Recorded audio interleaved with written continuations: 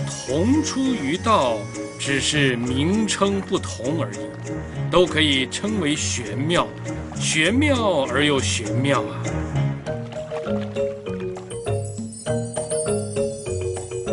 那就是宇宙万物创生的本源道了。宇宙的本体是无，由无创生天地，由天地而生万物，终于形成了万象纷纭的世界。天下皆知美之为美，斯恶已；皆知善之为善，斯不善已。故有无相生，难易相成，长短相较，高下相倾，音声相和，前后相随，是以圣人处无为之事，行不言之教。万物作而不辞，生而不有，为而不恃，功成而弗居。夫为弗居，是以不去。天下都知道美之所以为美，丑的观念也产生了。天下都知道善之所以为善，不善的观念也产生了。有和无是互相比较而生的，难和易是互相比较而成的，长和短是互相比较而显现的，高和低是互相比较而造成轻易的，阴和生是互相对立而产生和谐的，前和后是互相对立而形成顺序的。所以圣人以无为的态度来处理世事，实行不言的教导，任万物与作而不加主宰，生长万物而不据为己有，作育万物而不自恃己能，功业成就而不自居。正因为他不居功，所以功绩不会埋没。世上的一切概念、价值都是人所设定的，价值判断都是因比较而产生的，而对立的关系是经常变动的，因此价值判断也在不断的变动中。面对这些变动，我们一定要淡然处之，不要庸人自扰才好。不尚贤，使民不争；不贵难得之货，使民不为盗；不见可欲，使民心不乱。是以圣人之治，虚其心，实其腹，弱其志，强其骨，常使民无知无欲，使夫智者不敢为也。为无为，则无不治。想做贤人，想要贤明，则人人都倾轧竞争。朕最喜爱贤人了，明天你给我出张皇榜，替我招纳贤人。我是贤人，我是贤人，我是贤人，我是贤人，我是贤人，我是贤人。好了，别再吵了。你看，这样反而不美。从现在开始，我不再标榜贤人了，你们也不要再在这儿争了。都给我先回家去吧。不标榜贤明，可以使人民不起争端。金银珍宝都是难得的财货，大家为了要获得这些财货，于是盗贼因而产生了。名位十足以引起人的争逐，财货十足以激起人的贪图。名位的争逐，财货的贪图，于是巧诈伪作的心智活动就层出不穷了。这是导致社会的混乱与冲突的主要原因。解决方法，一方面要给人们适度的温饱，另一方面要净化他们贪图的心念，消减他们攘夺的心机。所谓无知，并不是行愚民政策，乃是消减巧伪的心智。所谓无欲，并不是要减除自然的本能，而是消解贪欲的扩张。不吹捧难得的货品，可以使人民不起盗心；不显现名利的可贪，可以使人民的心思不被祸乱。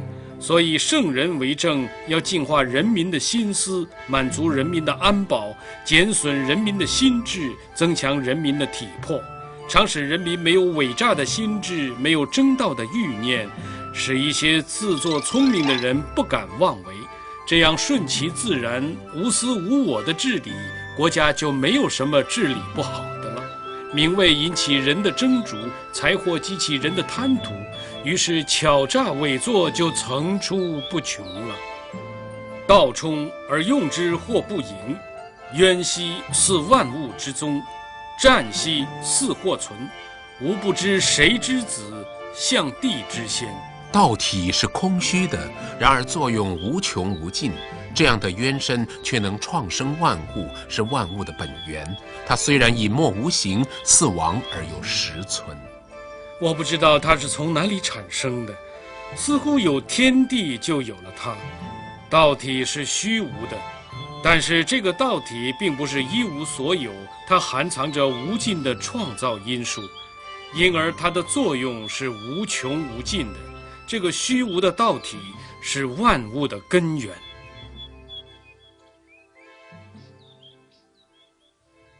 天地不仁，以万物为刍狗；圣人不仁，以百姓为刍狗。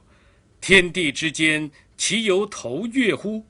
虚而不屈，动而欲出，多言数穷，不如守中。天地是大公无私的，对万物一视同仁，把万物当作草扎的狗一样，没有喜爱，没有憎恨。圣人也是大公无私的，把百姓当作草扎的狗一样，没有喜爱，没有憎恨，全部一视同仁。天地之间就好像风箱一样，中间虽然是空虚的，但正因为其空虚，所以才能够生化万物。由此可见，越多作为，越多设施，反而招致错误失败，还不如抱守清虚，无为不言来得好。大道创生万物，纯任自然，无偏无私。国君治政也应该无为而治，这样社会自然安宁。天长地久，天地所以能长且久者，以其不自生，故能长生。是以圣人后其身而身先，外其身而身存，无非以其无私耶，故能成其私。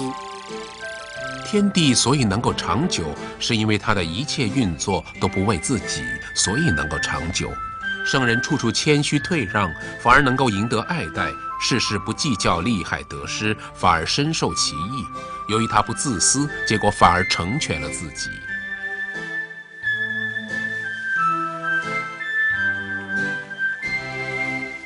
谦虚反而能赢得爱戴，处处为别人着想，反而能够成就自己的理想。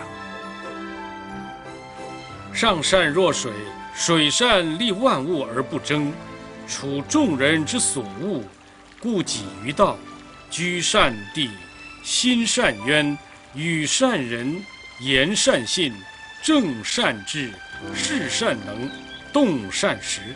夫为不争，故无尤。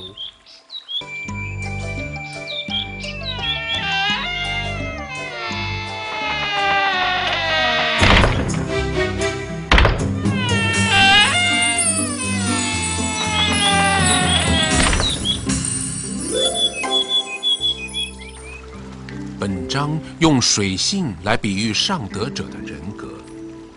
水最显著的特性和作用是：一、柔；二、停留在卑下的地方；三、滋润万物而不与大自然相争。老子认为，最完善的人格也应具有这种心态与行为。处众人之所恶，别人不愿意去的地方，他愿意去；别人不愿意做的事，他愿意做。他有骆驼那样的精神，忍辱负重，谦卑受屈。他能尽其所能地去贡献自己的力量，以帮助别人，而绝对不和别人争名争利。这就是老子善利万物而不争的思想。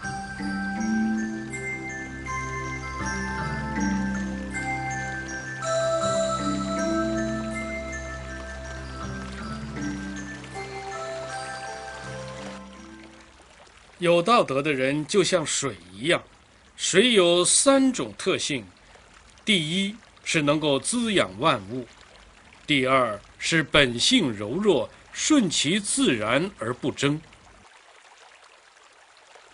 第三是蓄居留助于人所厌恶的卑下之处。水处于卑下的地方，有道德的人为人谦下。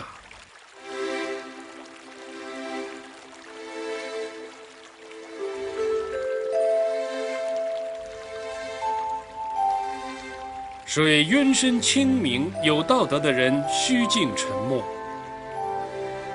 水施于万物，有道德的人博施不忘报。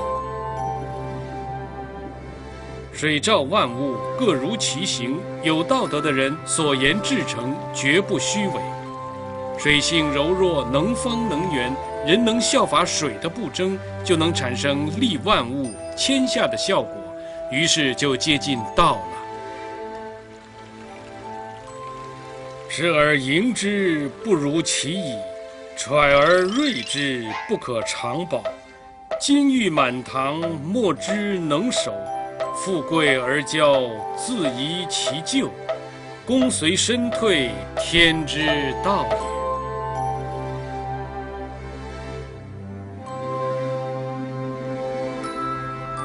本章在于写盈，盈既是满意、过度的意思。自满自骄都是盈的表现，持盈的结果只有一个，那就是倾覆之患。所以老子谆谆告诫人不可盈。一个人在功成名就之后，如能身退不盈，才是长保之道。身退并不是隐身而去，更不是隐匿行迹。王真说，身退者，非为必使其功成而去也，但欲其功成而不有之耳。身退即是敛藏，不表露。老子要人在完成功业之后，不炫耀功劳，不露锋芒，不咄咄逼人。可见老子所说的身退，并不是要人做隐士，只是要人不要自我膨胀。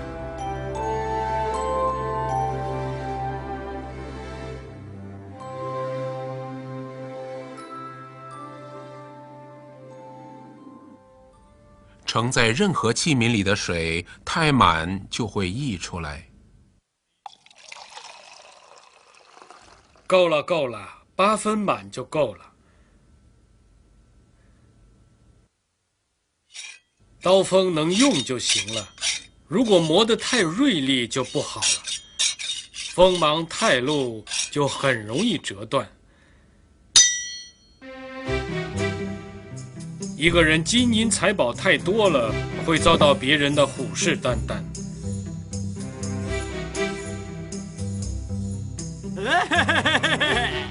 也会因而生活糜烂，最后反而不能保留这些财宝。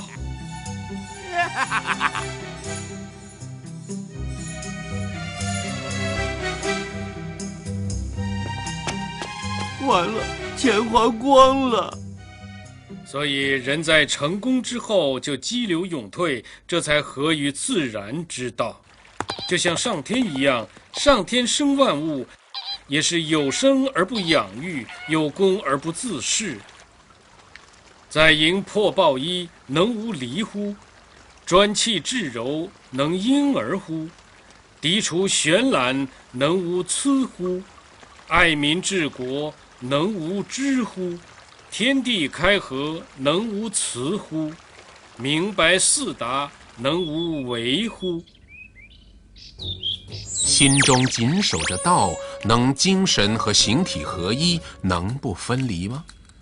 听任生理的本能，导致最柔和的心境，能像婴儿一样吗？摒除心智的作用，能没有瑕疵吗？爱国治民，能自然无为吗？感官和外界接触，能安静谨慎吗？治无不照，能不